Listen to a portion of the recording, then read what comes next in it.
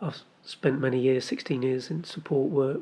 From the information we have, it's very difficult to imagine Levi, because we're guessing that he's what we would call an adult with learning difficulties these days. Well, I've worked closely with a young chap who's disabled, wasn't able to access schooling very well, and he always says to me, he always gets treated differently by the system, as he calls it, because he has no parents to fight for him. The system operates in a way to what's most efficient.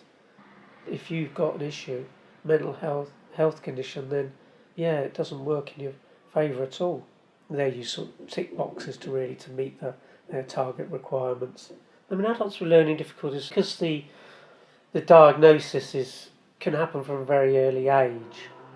Their help and support can be like allocated or whatever to them from an early age. Some I know would be okay living at home, but some it was best for them to achieve their independence through being in a way one could call another family, contained space that was safe. The people living in these homes get quite a good service. It could always be better, and would set a high benchmark how we maybe should deal with drug users or prisoners and things like that. You think of a group where people maybe with mild learning difficulties are ending up in prison and things like that. You think of that, mental health problems, anger management issues.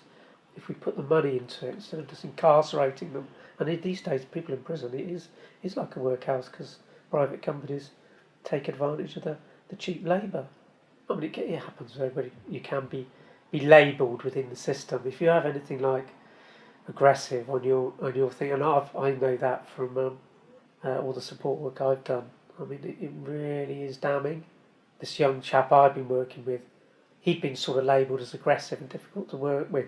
It just proves a big barrier to you growing as a human. Fathers of children, were on their own looking after children who are a bit like, won't ask for help, and they're stuck out there struggling away, and the system is a bit blind to them, really, to their needs.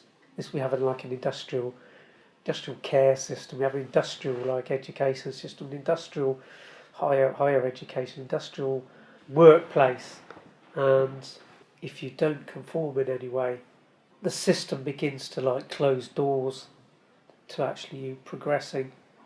I always try and put myself in other people's shoes, maybe not so much intellectually, but and with their story, and I find then I'm very unjudgmental about people. I'm very accepting. Maybe because of my own difficulties, I can do that at a deep level. It isn't pretending. And the difficulties I have had to overcome have meant I've had to look at myself quite deeply, really. And I think we're in the age where our assessments of people can be very superficial, and that happens with all these media stuff. I think it's just to stop and look at some of the deeper things that are going, the deeper threads that are going on, deeper undercurrents, really. I mean, Levi's quite a mystery character, really. I suppose it's the father, really, you feel sad for, and he was in so much despair and got locked into. I think maybe they would have called it like being melancholic, and just couldn't cope anymore. That's really the sad part of the story. Those early days of the workhouse were the sort of embryonic times of the atomised society, really. It was just when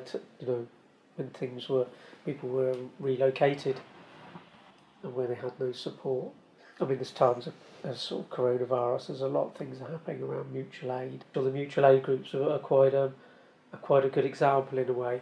People can do a little bit, and that aggregates into quite a powerful sort of thing, really.